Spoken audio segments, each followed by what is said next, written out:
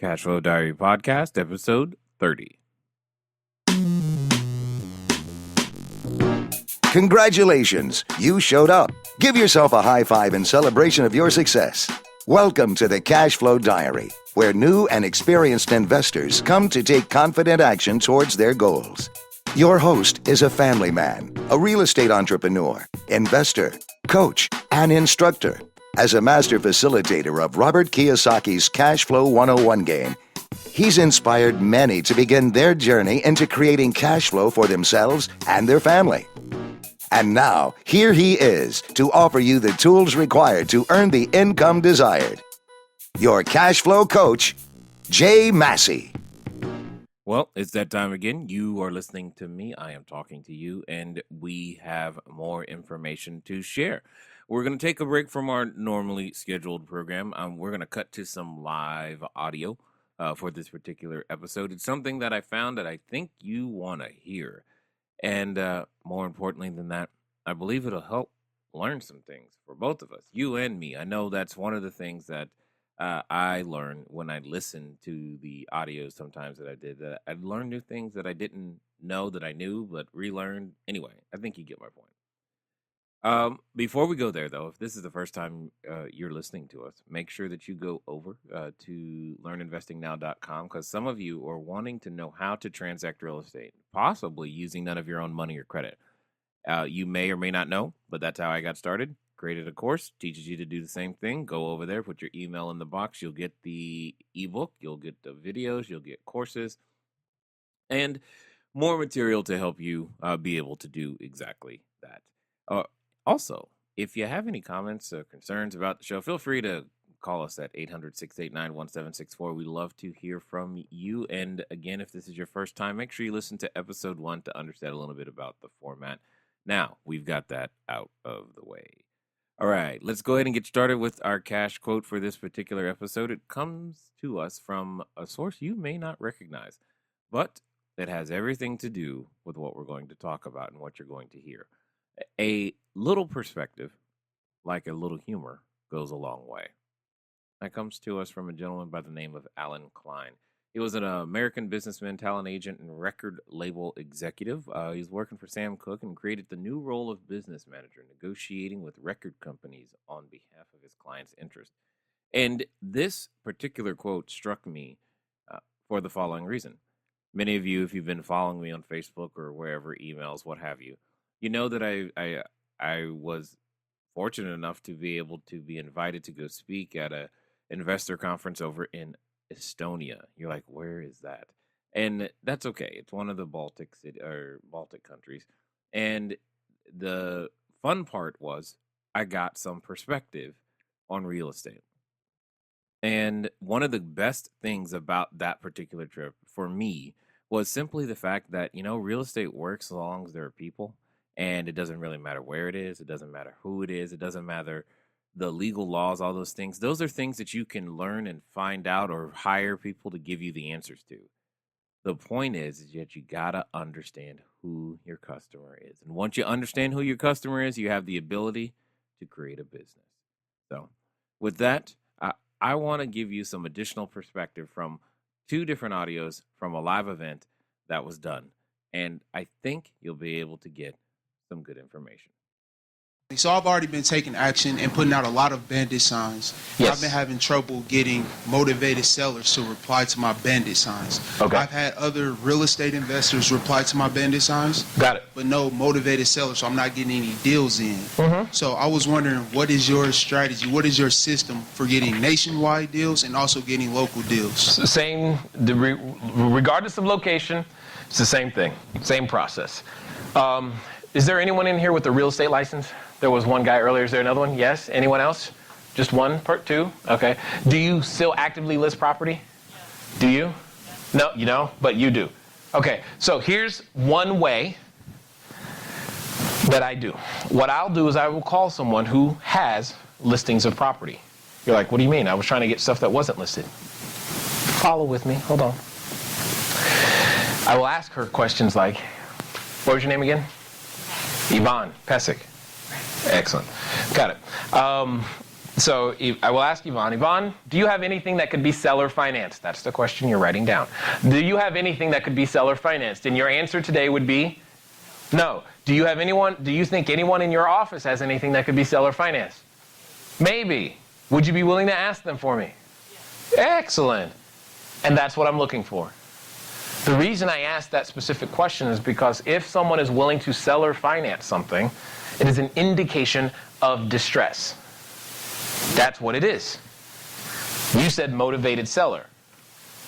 I said distress. Same thing. They have to have a reason to want to seller finance. So now I know that we didn't have enough contracts to go around, but for those of you who got the contract, I got that because that guy's a motivated seller because I was talking to the guy and said, hey, do you have anything that could be seller financed? He's like, probably, what are you looking for? And I just told him, 100 plus units, blah, blah, blah, non-recourse financing, this is what I can put down, blah, blah, blah, blah, blah. He's like, oh, I got one. Really? Send it over. Ta-da, contract. 6 days. That's what that took. Make sense? Non-recourse financing meaning? Yeah, could you explain that? That was my question. Non-recourse financing. How many of you are like, man, my credit sucks? All right, here's why non-recourse financing is awesome. Non-recourse financing simply means the only recourse the lender has is to take the property back from you and your personal credit is irrelevant. Non-recourse financing. It simply is dependent upon the building. It's their only option to take things back. They can't put any judgments against you. There's no other recourse. They can quote unquote file foreclosure, but it doesn't go on your personal credit record. It doesn't matter. It doesn't show up. It's nothing. It's like it doesn't exist. You just hand them the property back and move on. Period. There's no other way for them to quote unquote be paid off in full if something goes bad. Does that make sense? Does that sound like I'm hedging my bet? Yeah, because I don't have control of 182 families. Does that make sense? Okay. So that's why non-recourse financing is important. That's just part of why it's important. It also comes with this neat little nifty feature of typically being assumable. So if I go through the process and set all this up, and then want to sell it, what is the issue the new buyer typically has? Getting financing. But what if that was already in place and they could just step into position for me? Is that worth something? The answer is yes. Okay? So all of those things are part of the reasons why I wanted it, because I'm looking at the exit if need be. That's what I was looking at. So non-recourse financing can become greatly important, but that's what I described to him. I started with the question, hey, do you have anything that can be seller financed? Okay, and that's how that started. Make sense? So, and in this particular case, like I said, this is how it started. We came to some light terms over the phone verbally. He took it to the guy. The guy said, yeah, sounds great, cool. We made a few changes, and boom, contract. Wired the escrow money this morning, and the team, I'll describe that in a second. The team back at home, quote unquote, because we're very virtual, all of us in my company don't work in any one location. So the operations officer is currently today in San Francisco, so that's where she's working from. The CFO is currently in Cancun, San Diego? I don't know, she's somewhere. And everybody is somewhere. Because with the internet, I don't care where they are. I just care that they get the work done. I'm here, obviously.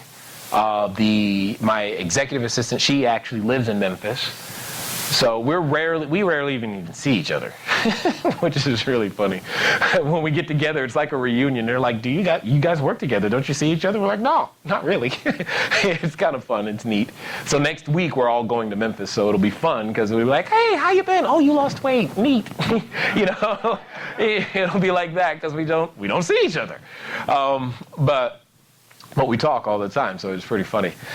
So all of that comes together. That is by far my primary method of finding distressed property.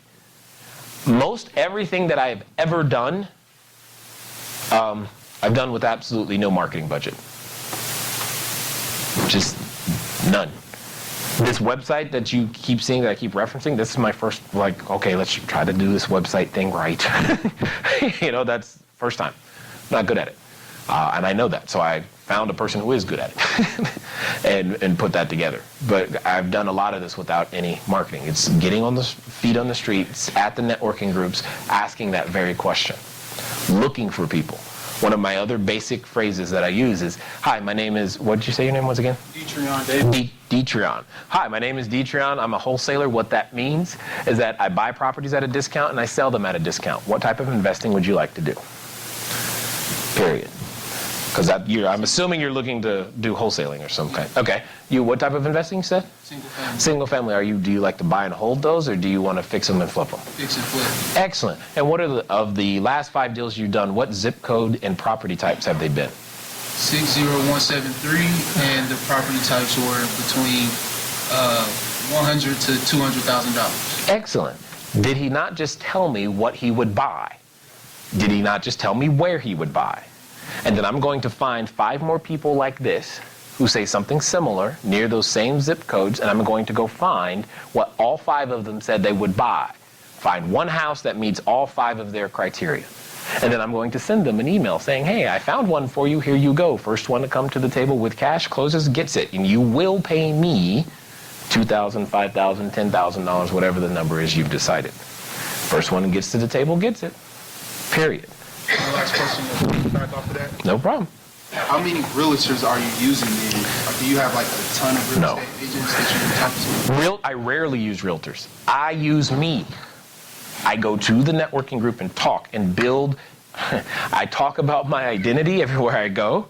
And as you talk about your identity, people begin to know you as the guy who does this. Make sense?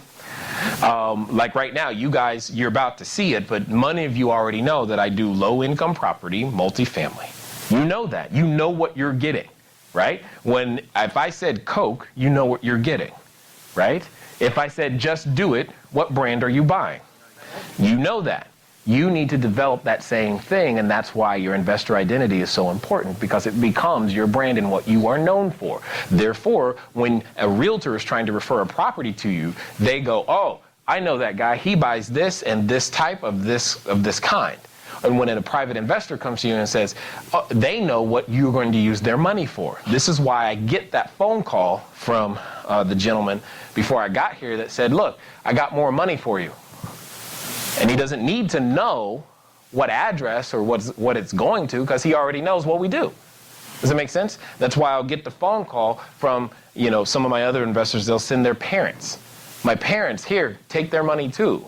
And then and what's awesome is that they can explain to their parents what I do, because they know the brand. They understand the identity.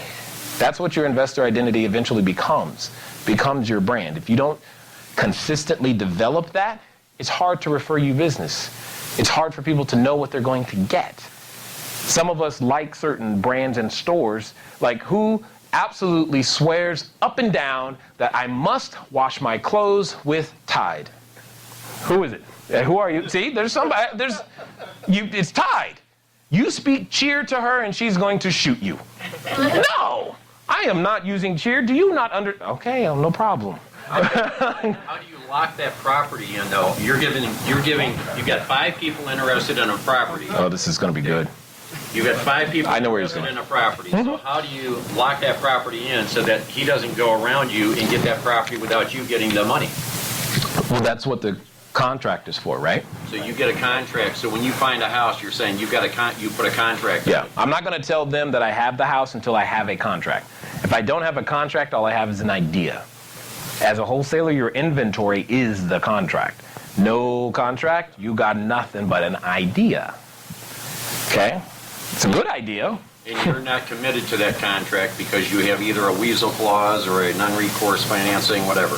Actually, I am committed to that contract because I know I'm going to do what it takes to close. I made a promise to the seller. So this is not about trying to get out the back door. So if none of these 5 people are interested in it, I'm going to find 5 more. I'm going to do what it takes to keep my word to the seller. Period. I don't know what that may mean. I don't know how late I'll need to stay up, but I'll get it done. Because being known as the person who will close will get you deals at discounts. People will take my offer, especially in Memphis, at a different price because it will close. Period.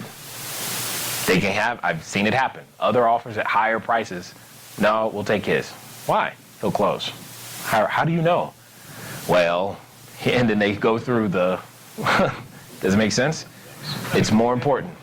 That's what's important, okay? But again, that becomes part of the brand, right? That becomes part of who you are. That's your identity. You're known as a person who closes, period. Well, you heard me mention in this particular section a marketplace. Now, I want to be very clear. Because I'm in a marketplace, that's not the reason you should be there. That's not the reason you shouldn't be there either. I'm just saying, do your own due diligence. Don't just go somewhere because you heard somebody somewhere say a particular marketplace was good. But get the lesson.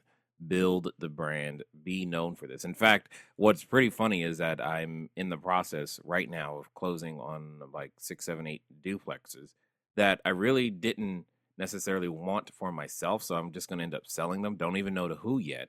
The point is, though, is that I got the deal because I was known as the guy who would close. I was able to negotiate an extended closing. I was able to negotiate a decent enough price to be able to offer a discounted property over to, the end buyers, whoever they may be. And they're going to get completely set up because we're going to have the rehab done, the property management will be in place. All of this stuff is being set aside so that, it can be as foolproof as I possibly can make it. The point is, it was all done and possible because of the brand that was already in existence. So keep that in mind as you're going out there to build your business. Don't just think about it from a transaction standpoint. Think about it from a brand standpoint. Does this building, does this product, does this service, do my vendors represent the brand that I am building properly? Hopefully the answer is yes, and to all of those, and if not, that's fine. Now is the time to upgrade. No time like the present. All right, let's get over to our cash flow question. If you've been paying attention, you've been trying to win the copy of my upcoming book, and you wanted to answer the question. So that's all you got to do. To win a copy of the book, you got to send in an answer to the cash flow question. You can either email us at cashflowquestion@cashflowdiary.com and or call in at 800-689-1764. 800-689-1764. Last week's question was, if you have one part of your business system that, if it fails, will stop the entire system from working, what is that called? Well, that is called a single point of failure. I would say that in 2012, I learned that over and over and over, and probably over again, more than I wanted to. And it's one of those things that I pass on to you to make sure that you examine your business for single points of failure. One of the biggest single points of failure that I've seen entrepreneurs miss is the fact that they are the single point of failure. So the question you can ask yourself is, if this piece no longer worked, what happens? What stops? What can't move forward? And I know for myself, it's been a process and it's still going on. I mean, we're still documenting everybody's role and putting it into SOPs, also known as standard operating procedures, something you definitely want to begin to do for yourself, so that if for some reason, say, you have an operations person, or say you have a financial officer, say you have even your executive assistant, and something happens, you want to be able and to be in a position to where you can hire or find and replace individuals quickly. Not saying that people are throwaway and you can just replace anybody, because that's not the truth. You finding good people takes time, it takes work, and when you do find them, hug them because they're helping your vision come alive. However, if the need should arise, you should be in a position with which you don't have to personally spend hours and hours and hours of time telling them the basics of the position and how you want stuff done, because, well, it should be documented. Otherwise, you got single points of failure all through your system. One of the single points of failure that you should also be aware of, even if you're doing the strategy known as clustering, where you buy a bunch of properties in one particular area, you could still have a single point of failure if you only have a property manager. So that can be a huge and painful single point of failure. So your properties are in one geographic location. That's great, but you have a property manager. What happens when/if that property manager quits, dies, or no longer, or you two just don't get along? How quickly can you replace him or her so that you can have a backup? Now, that doesn't mean you go around and have 40 backups. I'm just saying don't have a single point of failure, because oftentimes timeliness in response can avoid the, you know, well, large amounts of damage that can occur once you realize something is bad and that you need to cut the cancer out, so to speak. So keep that in mind as you go forward. Now, if you want to win, as I said before, just go ahead and send in an email to cashflowquestion@cashflowdiary.com and or call 800-689-1764. This time you are answering the following question. When selling your real estate, whose perspective is the most important? So, when selling your real estate, whose perspective is the most important? Now, understand, when I say selling your real estate, that doesn't just mean fixing and flipping or wholesaling. It also means buying and holding, because in my opinion, a buy and hold is still a sale. It's a sale that you do every 30 days. So whose whose perspective is most important when you are selling your real estate? All right, let's get back to the live audio. Okay, those clauses, they're great. The main one I care about, subject to inspection. Done. That's like my main one. And then behind that is inspection period does not start until buyer, usually me, has received every document requested for proper due diligence. What's your rule of thumb as far as how much you make on a particular property? What do you mean? You're spinning it off to one of these 5 guys. I don't do that anymore. I keep them. What it was, I've made between $2,000 to $26,000 every time I did that. Just depends. But I don't. I just don't. I don't want to do the work and then sell it to someone. The last one I did was a 14-unit building. I think I get $22,000 or something. I don't know. It was just one of those rare instances where I had more deals than money. So I was like, here, take it. You know, and they took it. It was like, great. I'm still kind of upset because that's 14 more units I could have. It's just $22,000. But yeah, whatever. Give me 14 more units of production. That's what I want. Make sense? So, I mean, I would be way too expensive to do that today. Because, say, for example, I take this particular building. You'll see tomorrow, but this particular building, I have estimates that we're paying $1.8 million. This particular building, the low-end estimate of what it'll be worth when we're done is $3.5 million. So I know that.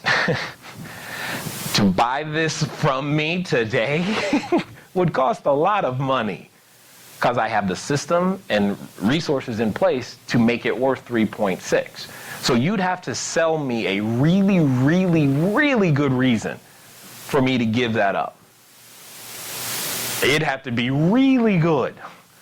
Like, I can't think of one good. You know? What would I do? You know? So it'd have to be really good. And I don't know what that is. So that's why I don't do that anymore. Once you realize this, a wholesaler's skill set can be so valuable. There comes a time where you're like, I'm tired of giving these people great deals. I want some for myself. That's all that's really happened in that regard. So the cool thing is, though, is because the way I started, I gained the skill set of finding the deal, right? I'd learned how to interact with people, okay? And I learned how to ask them the questions. I learned how to listen. I learned how to sell. I learned how to ask the questions to get them to tell me what their investor identity was without ever using the word investor identity or them knowing that I was doing it, right?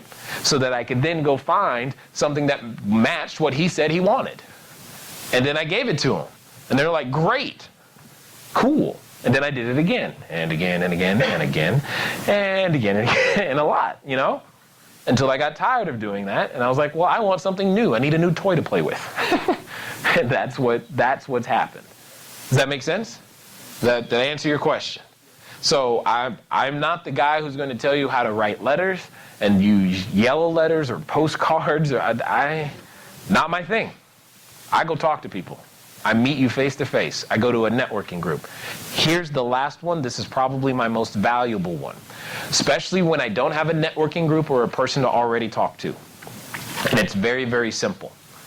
You know what I do? I go somewhere and invite people to play Cashflow with me. That's it. The Cashflow 101 board game. By far, the most profitable strategy I've got. From 6 weeks from the day I play a Cashflow game, I will have somebody's money. I don't know who. But it takes about 6 weeks from that day. I know this because I've done it a lot. I've held Cashflow games as small as a few people in my house to as much as 180 people at once. Been doing that for nearly a decade because I was doing that as a financial planner, playing the Cashflow game for clients. It just turns out it works very well for raising capital and doing real estate too.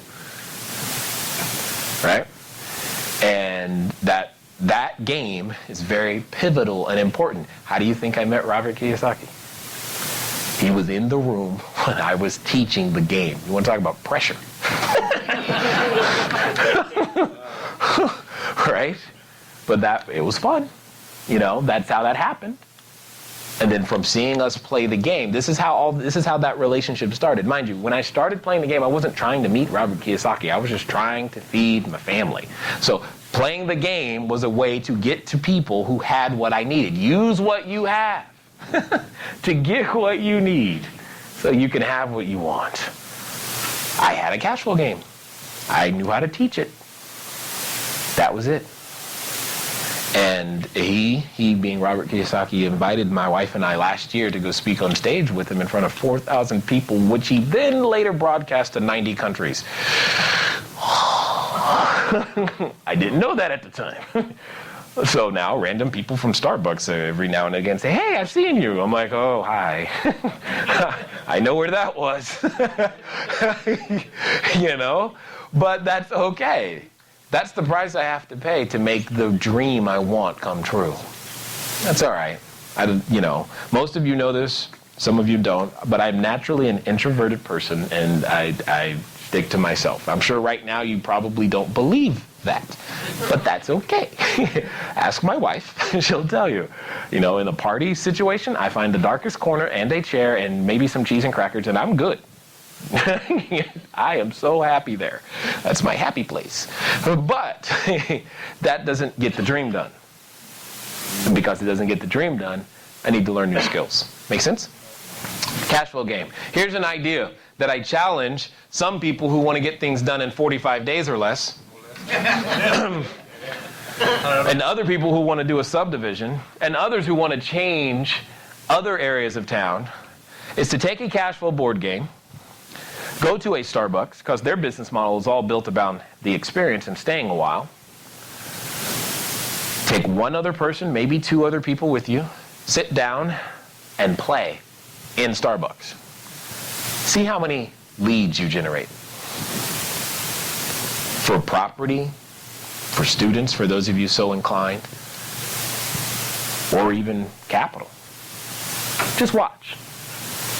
Now, having done this, I caution you, don't actually expect to play. If you go there with the intent of actually playing, you may be a little irritated because you're like, dude, I'm trying to play the game. Quit asking me.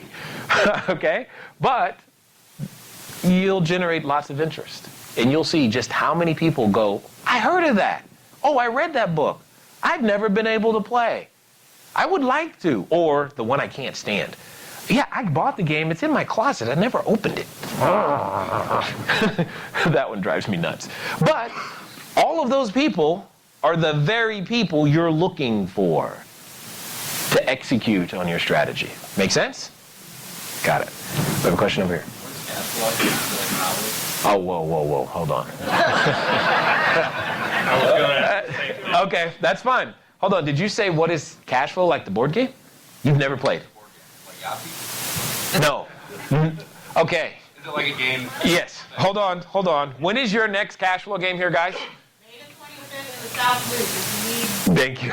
I'm like, dear God, I cannot. Okay, but this is my point. How many of you who are already members of the community think everybody knows what cash flow game is? We have examples in the room who don't. And this is the point. That's how I got started. This game, my friend, will absolutely tweak your mind and change you because it teaches the very thing I'm talking about. Like what? No. It's okay. Think Monopoly, but real life. And then some. It's just real life in a very controlled environment. It'll teach you how to be a better real estate investor. And I don't care how much real estate you've done, it will teach you how to be a better real estate investor. But yes. Second Friday in June is one in this location. Yeah, see, there are games we just got to let people know, right? Back at home in Orange County, that if they don't know me from being on the thing with Robert Kiyosaki, the other thing they know is, you're that guy with that game. That's that game, they mean Cashflow 101, because that's I'm that guy. They know that that's what I do, is that I teach and instruct people with the game. That's just part of it, okay? So that they understand. So do you now understand why I said please ask that? Do you, sir? You understand why I was asking? Those two questions, key. But it's just I wanted everyone to be paying attention to that. Did that help you? Yes or yes? Yeah. Good. All right. Well, now you have the super secret, right? You know, by far one of the best ways to begin to build relationships and a network around yourself is the Cashflow 101 board game. In fact, at the beginning of this episode, I mentioned that I was invited to Estonia. Believe it or not, I can trace nearly every lead, every event, everything that I get invited to or whatnot from the idea of cash flow, because that's how that happened when I was actually able to conduct the cash flow board game with Robert Helms and Russell Gray of the real estate guys, as well as Mr. Kiyosaki and the Rich Dad team in person. One of the things, the people that were there that were helping me were, guess what, from Estonia.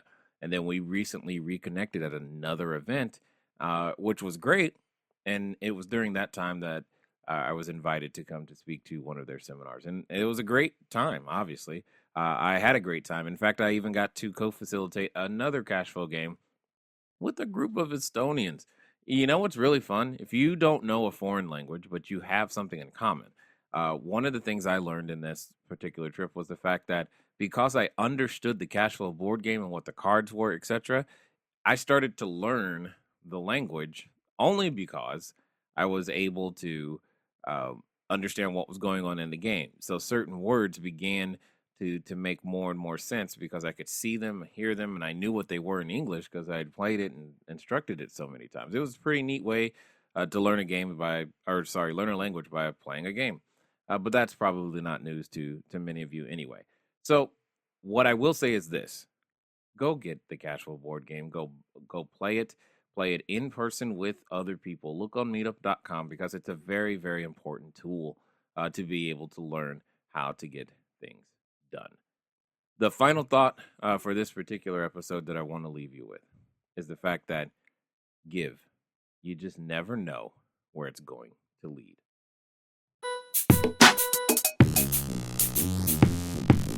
Thank you for investing your time with Jay Massey and the Cashflow Diary. When you have a moment, please visit iTunes and leave a positive comment about the show. And go now to our website, cashflowdiary.com, to take advantage of our free business building course, Cashflow Foundation. Gain the knowledge, understanding, and skill that will teach you how to never need a job again. Until next time.